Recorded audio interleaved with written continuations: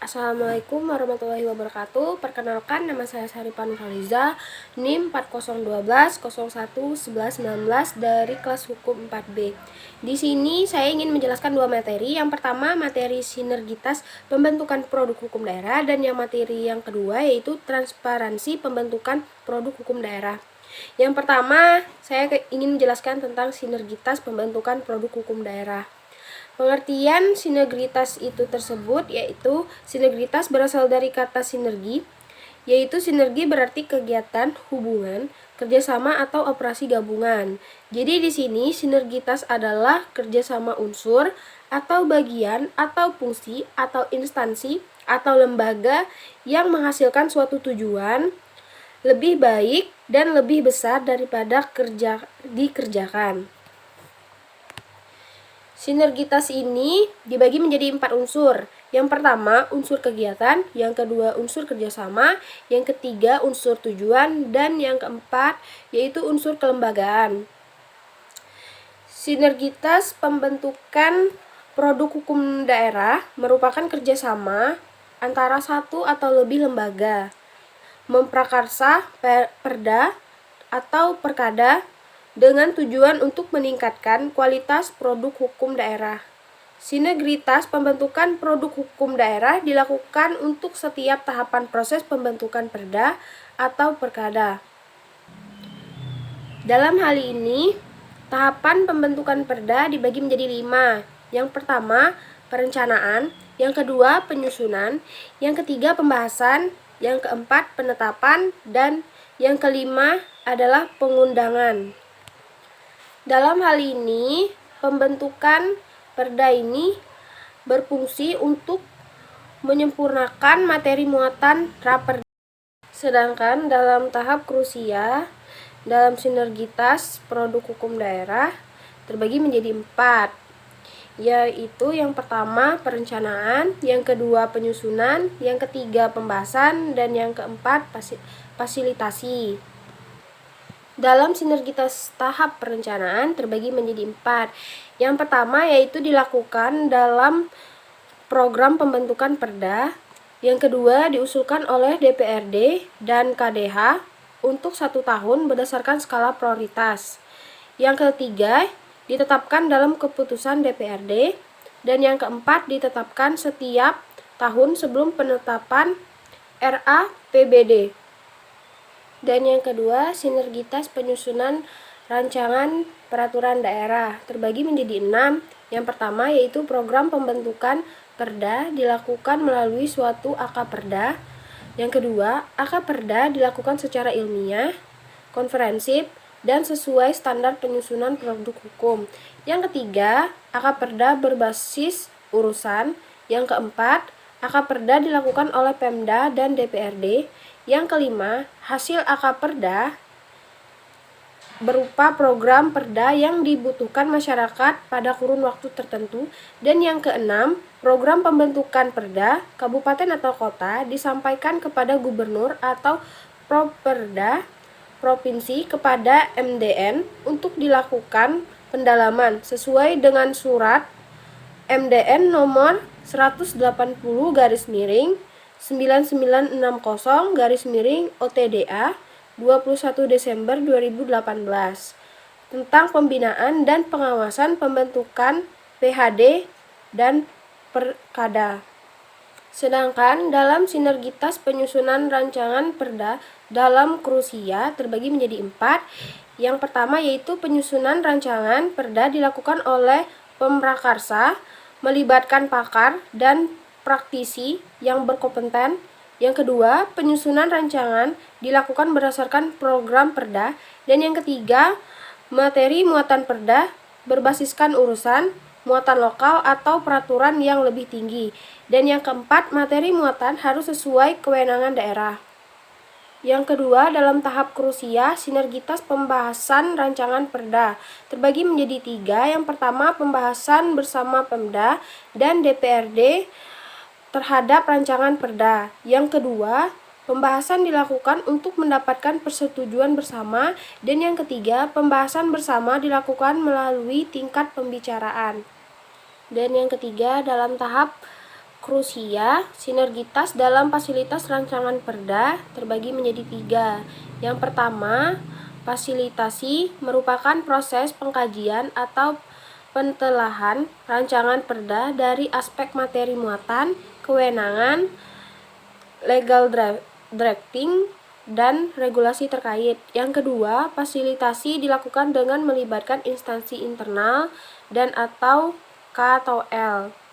Dan yang ketiga, hasil fasilitasi dapat berupa rancangan perda diteruskan pembahasannya diturunkan dalam bentuk perkada atau instruksi. Materi yang kedua, di sini saya ingin menjelaskan tentang transparansi pembentukan produk hukum daerah. Landasan filosofis keterbukaan informasi publik terbagi menjadi 5. Yang pertama, hak memperoleh informasi merupakan hak asasi manusia dan dijamin konstitusi pada pasal 28F Undang-Undang Dasar 1945. Yang kedua, mengoptimalkan pengawasan publik terhadap terwujudkan penyelenggaraan negara yang transparan dan tata pemerintahan yang baik atau good government. Yang ketiga, mendukung penyelenggaraan negara yang demokratis berdasarkan transparansi, partisipasi, dan akuntabilitasi. Yang keempat, memotivasi badan publik untuk memberikan pelayanan kepada masyarakat sebaik-baiknya dan bebas dari KKN. Dan yang kelima, mengantisipasi perkembangan teknologi komunikasi yang semakin pesat sehingga meningkatkan mobilitas masyarakat untuk memperoleh informasi dengan mudah dan cepat. Dalam hal ini terdapat asas keterbukaan informasi, terbagi menjadi 3, yaitu setiap informasi publik bersifat terbuka dan dapat diakses oleh setiap pengguna informasi publik. Yang kedua, informasi publik yang dikecualikan bersifat ketat dan terbatas. Dan yang ketiga, setiap informasi publik harus dapat diperoleh setiap pemohon informasi publik dengan cepat dan tepat waktu, biaya ringan, dan cara sederhana.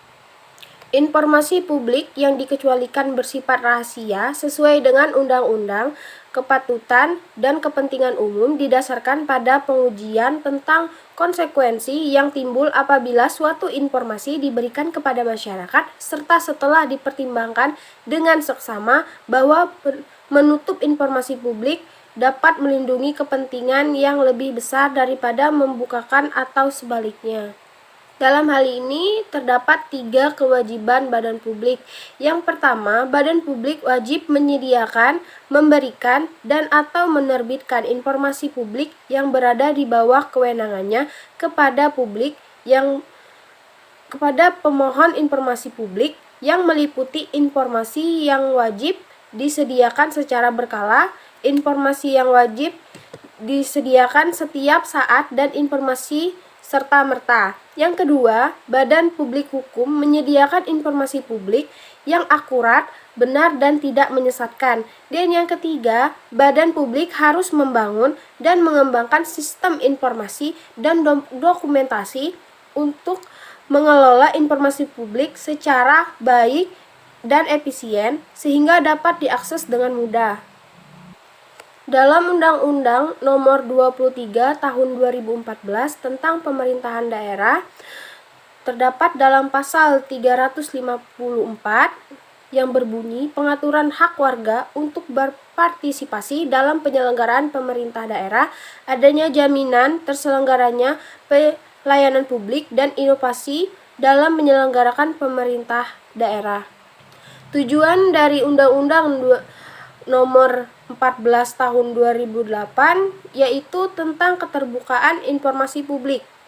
Yang pertama, menjamin hak warga negara untuk mengetahui rencana pembuatan kebijakan publik, program kebijakan publik, dan proses pengembalian keputusan publik, serta alasan pengambilan suatu keputusan publik.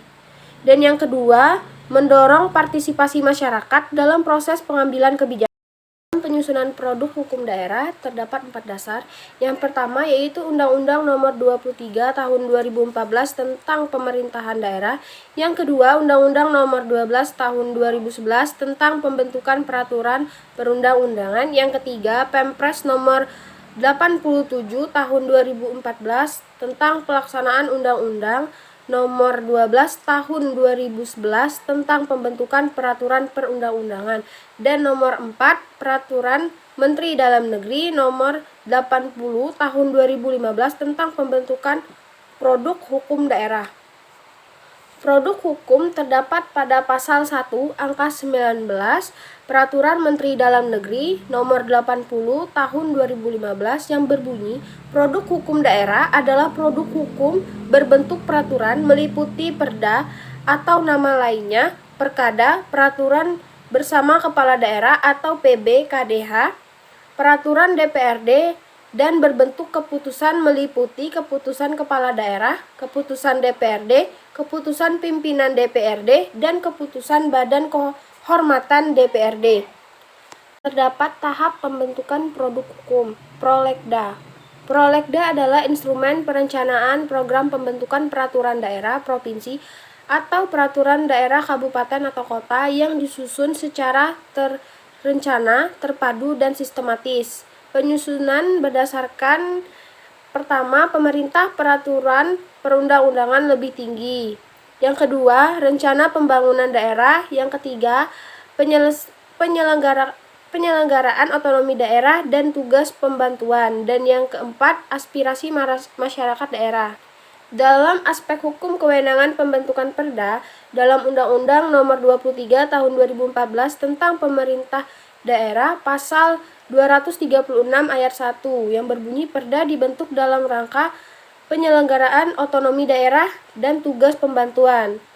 Dan dalam Undang-Undang Nomor 12 Tahun 2011 tentang pembentukan peraturan perundang-undangan, pasal 14 berbunyi, dalam rangka penyelenggaraan otonomi daerah dan tugas pembantuan serta penampungan kondisi khusus daerah dan atau penjabaran lebih lanjut peraturan perundang-undangan yang lebih tinggi.